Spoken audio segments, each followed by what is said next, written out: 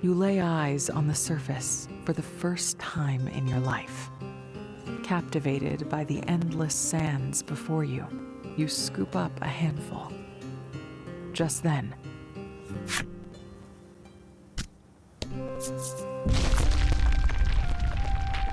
the passage leading to your village collapses. Your family, friends, and even Ram are all buried in the sand now. You fall to your knees, overcome with grief. The boy stares at you, watching as you sob until you can barely breathe. Once you've calmed, he speaks. "Let's go," he says, then begins walking.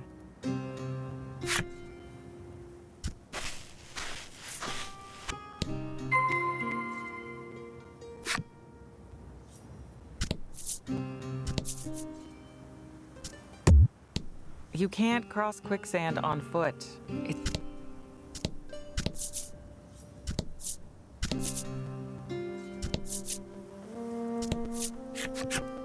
The boy stands before some sort of wreckage. It appears to be the remains of some mode of desert transportation that was destroyed by a sandstorm. Whatever was inside of it seems to be missing, too. "Can you walk?" he asks you. For the first time, you realize just how thirsty you are. You shake your head, and the boy tells you of an oasis to the west. "Try not to faint before then," he says curtly.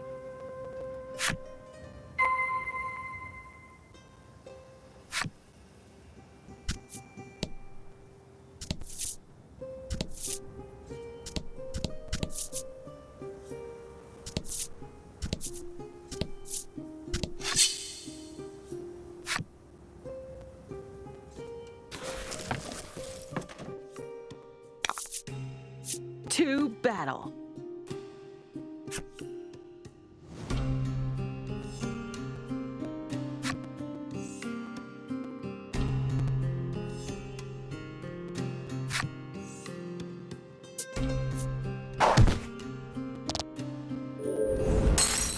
Fear not, though their card shows a coffin, they're not actually dead.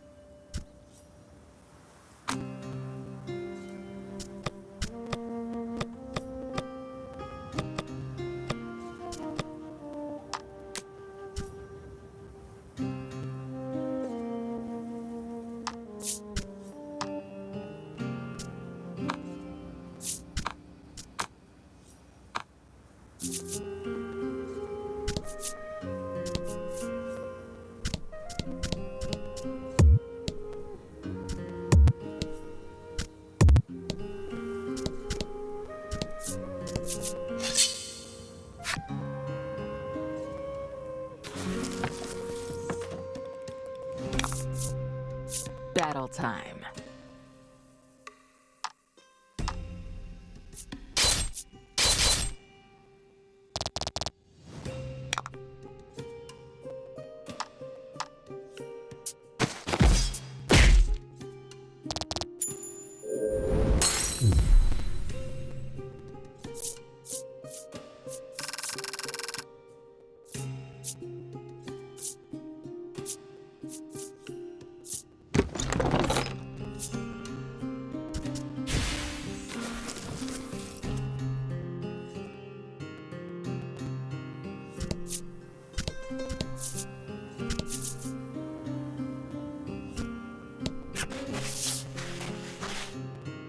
Once you arrive, both you and the boy scoop water out of the oasis to quench your parched throats.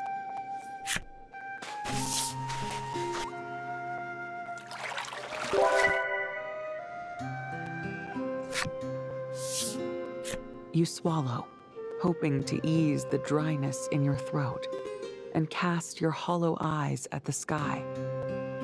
"I can't see the stars," you murmur. "Of course you can't," he replies. "The sun never sets here." In a world without night, stars are merely a thing of fairy tales. "You can't." When you ask the boy where he's going, his answer is short. To get revenge. Revenge.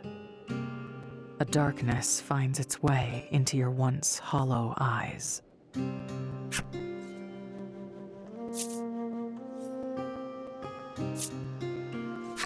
"I want revenge on the monsters," you whisper. "They robbed you of everything you loved. There's no way that can go unpunished."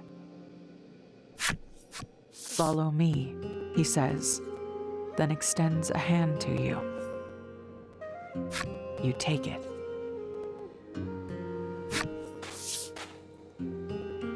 The boy says he's heading to Steelborough in the north to find a means to exact his revenge. You decide to head that way with him.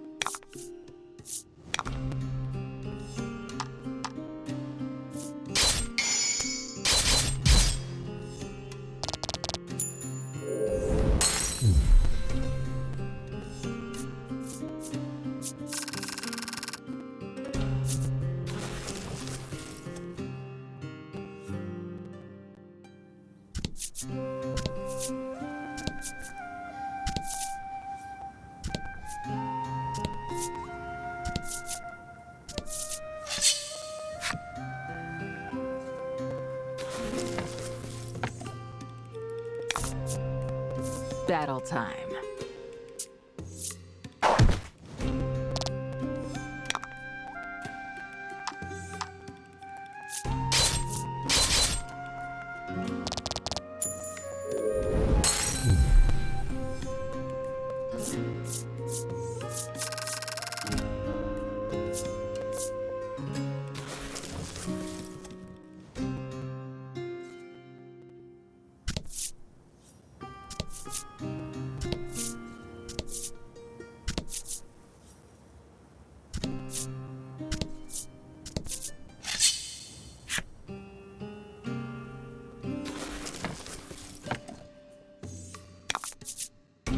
Battle time.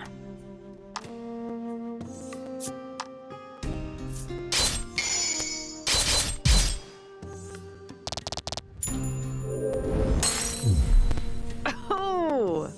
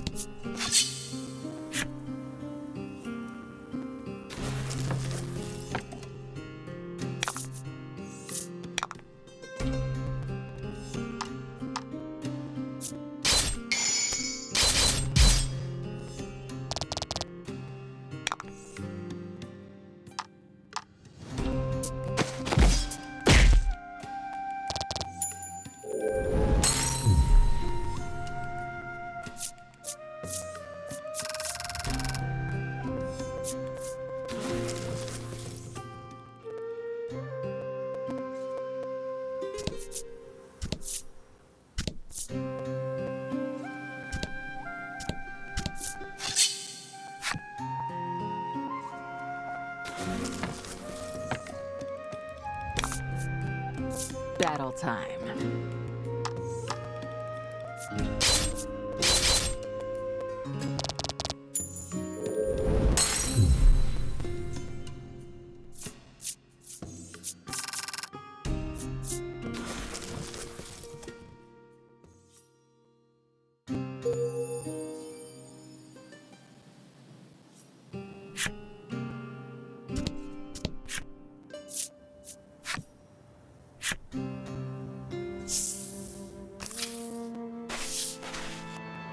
You find yourself in awe of the large and lively town, a far cry from where you came from.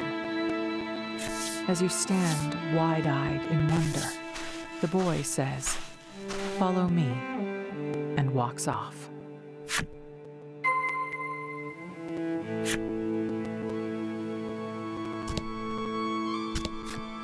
Steel boats are lined up before you. They remind you of the ones in your book, though those vessels floated upon the ocean.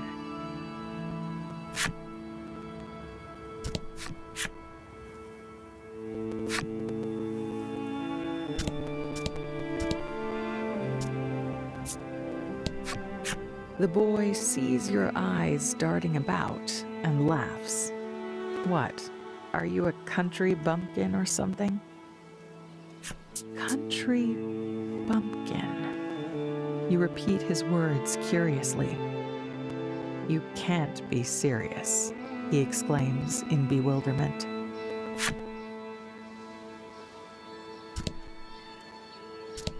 You contemplate entering the strange building, but decide it's best not to go poking around unfamiliar places.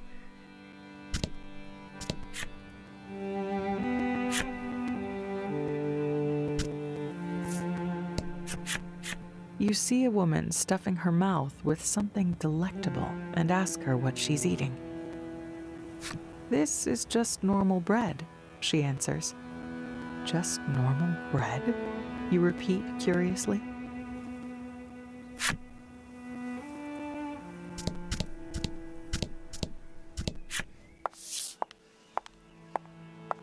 You finally catch up to the boy. Apparently tired of waiting for you, he grabs your hand and pulls you into the grandiose building.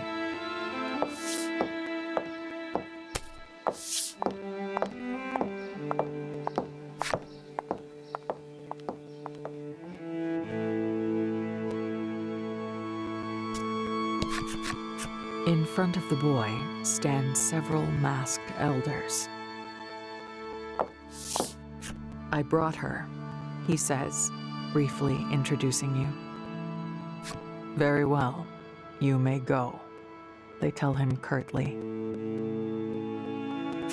As he passes, he whispers to you that these people are members of the town's governing body, the Senate. "We are the ones who told him to bring you here," one of the senators explains in pompous tones. "It appears, for whatever reason, they have need of you."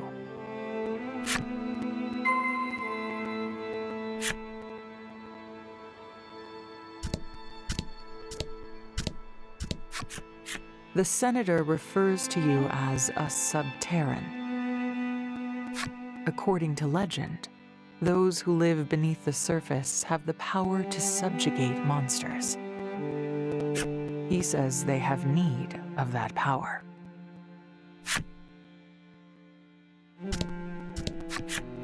The senator explains the town's situation to you.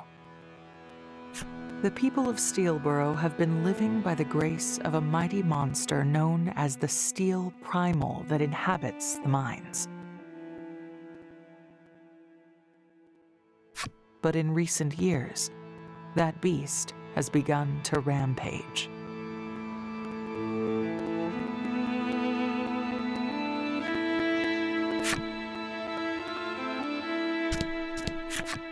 The senator explains that due to the primal's influence, other monsters have been growing violent. "It may be why your village was attacked," he says with an exaggerated frown.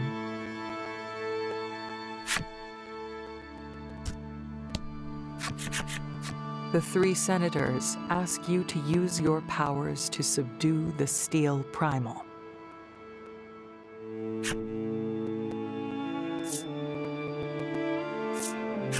If the steel primal truly is why your village was destroyed, you have no reason to refuse. If it means getting revenge, I'll do it, you say. Still, you have no idea how to use your so-called powers to subjugate beasts. Just then, one of the senators speaks. According to legend, you need special tools to activate your powers. Summoned by the senator, the boy presents you with new clothes and a weapon. He also hands you a bundle of papers that look like cards. You take them as told. Those clothes suit you perfectly. It looks like you're ready, a senator says, and a monster in a steel cage is brought in.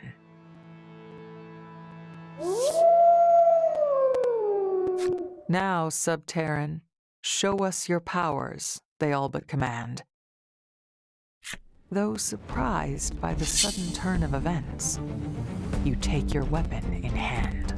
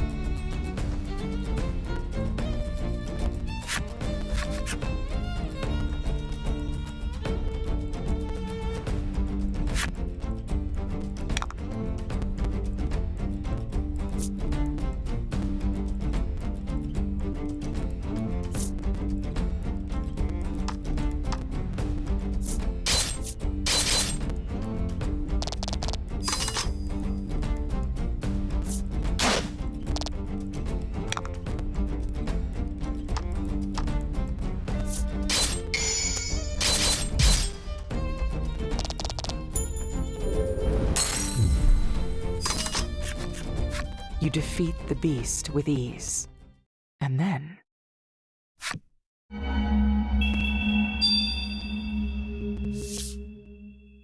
the cards you were handed earlier begin to glow, and the light envelops the monster. The senators explain that you can now summon the beast and use it in battle. With a trembling hand, you raise the card with the monster sealed inside it.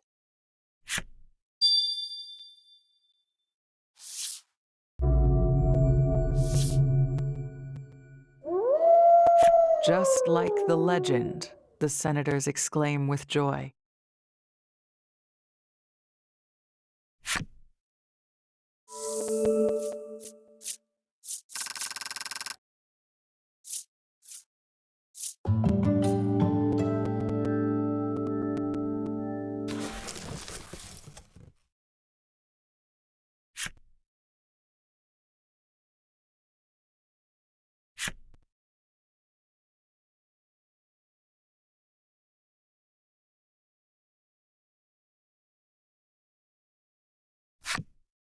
You affix your gaze on the card. If only I had this power before. My village wouldn't have.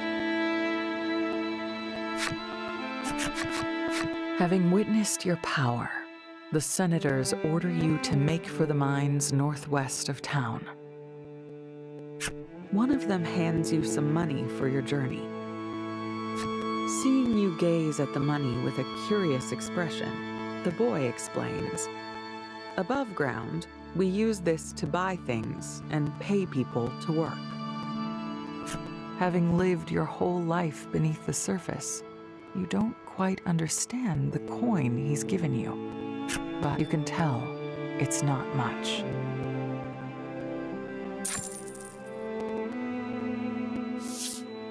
The senators then summon the boy and give you both an edict.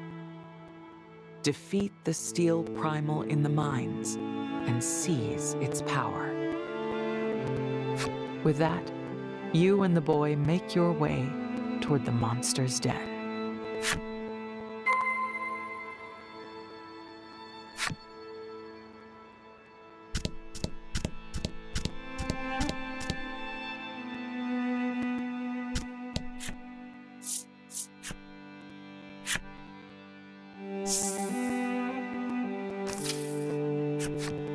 You're ready to set off toward the mines and defeat the primal.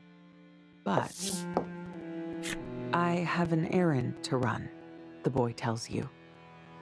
You can do some shopping while you wait. And without further ado, he walks away. You despair for a moment, having never gone shopping before.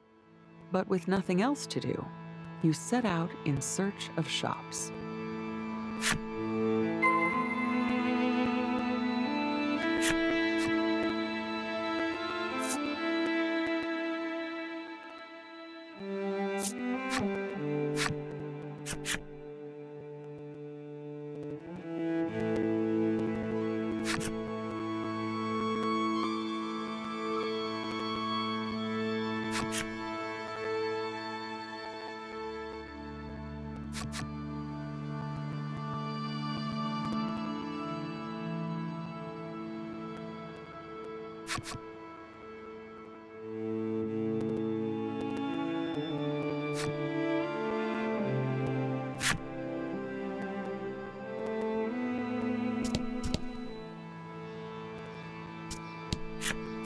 No sooner have you set foot inside the game parlor than you hear the boy at the counter call to you, "Let's play cards."